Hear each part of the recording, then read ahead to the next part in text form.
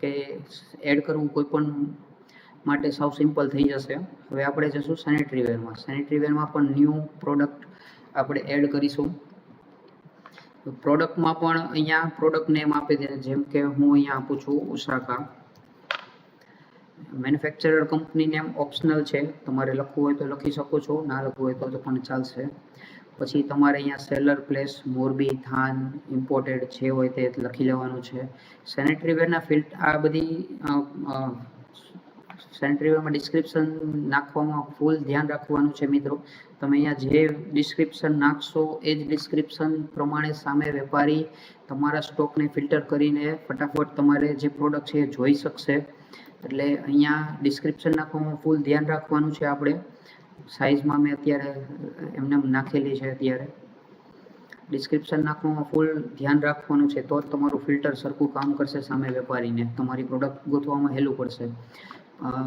પેકિંગની અંદર brand box, without brand box, grass packing, આપણે બધા ઓપ્શન મૂકેલા છે. જે તમે જે રીતે સેલ કરતા હોય તમે અહીંયા સિલેક્ટ કરી લેજો. અહીંયા લોગોની અંદર પણ બ્રાન્ડ લોગો છે કે નોન બ્રાન્ડ લોગો છે એ બધું તમે સિલેક્ટ કરી શકશો. પછી અહીંયા પ્રીમિયમ વન ટાઈમ જે હોય તે તમે સિલેક્ટ કરી શકશો. અહીંયા એક વસ્તુ મૂકેલી છે કે પ્રોડક્ટ ટાઈપ, મીન્સ કે તમે અહીંયા વન પીસ સિલેક્ટ કરો છો તો વન પીસને લગતા બીજા ફિલ્ટર પણ હજુ ખુલશે આગળ, બીજા ડિસ્ક્રિપ્શન પણ આગળ ખુલશે. જેમ કે અહીંયા હું વોલમ સિલેક્ટ કરું છું તો એમાં અલગ સ્પેસિફિકેશન આવશે. એ બધું અલગ અલગ ટાઈપ માટે અલગ અલગ મૂકેલું છે. તમે અહીંયા જે સિલેક્ટ કરો છો એની ડિટેલ તમારે અહીંયા નાખવાનું છે. રેડ કરેલું છે એ બધું કમ્પલસરી ફિલ કરવું જ પડશે. અને તમારી પાસે એ બધી ઇન્ફોર્મેશન હશે જ ઓલરેડી, એમાં કોઈ નવી ડિટેલ કોઈ પૂછવાનું નથી. મેં આ બધી ડિટેલો એડ કરી નાખેલી છે. જેમ ટાઇલ્સમાં સ્ટોક હાઇડ કરવા માટે આપણી પાસે ઓપ્શન હતો, એમ સેનેટરી વેરમાં પણ સ્ટોક હાઇડ કરવા માટે આપણી પાસે ઓપ્શન છે. એ જ ઓપ્શન અત્યારે અહીંયા આપણે સિલેક્ટ કરી લઈએ. જેમ કે મારે અહીંયા મોરબી નથી બતાવવું, મોરબીમાં સ્ટોક, તો મોરબી સિલેક્ટ કરી લીધું તો મોરબીમાં સ્ટોક નહીં બતાવે.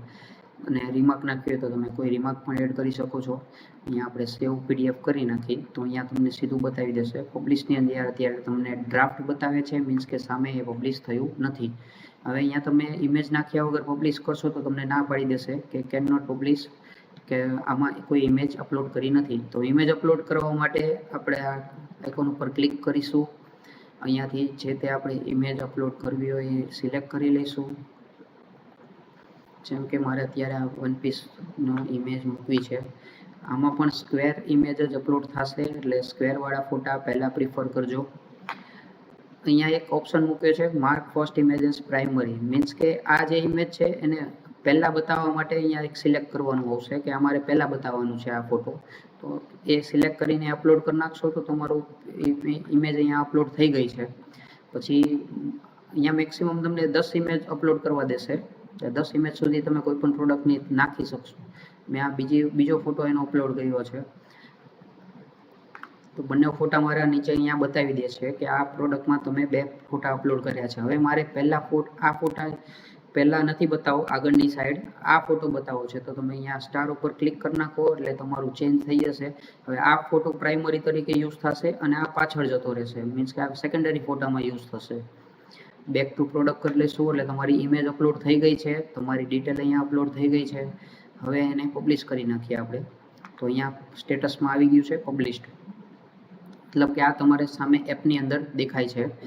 હવે કોઈ પણ વાર સેનેટરીમાં એકવાર તમે આ ડિસ્ક્રિપ્શન એડ કરી નાખ્યું પછી બીજી વાર તમારે કરવાની જરૂર નથી. હવે માત્ર તમારે ખાલી એમાં સ્ટોક ચેન્જ કરવાનો હોય તો તમે ગમે ત્યારે એમાં ક્વોન્ટિટી ચેન્જ કરીને સેવ આપી દો, તો તમારી ક્વોન્ટિટી સામે એપ્લિકેશનની અંદર પણ ચેન્જ થઈ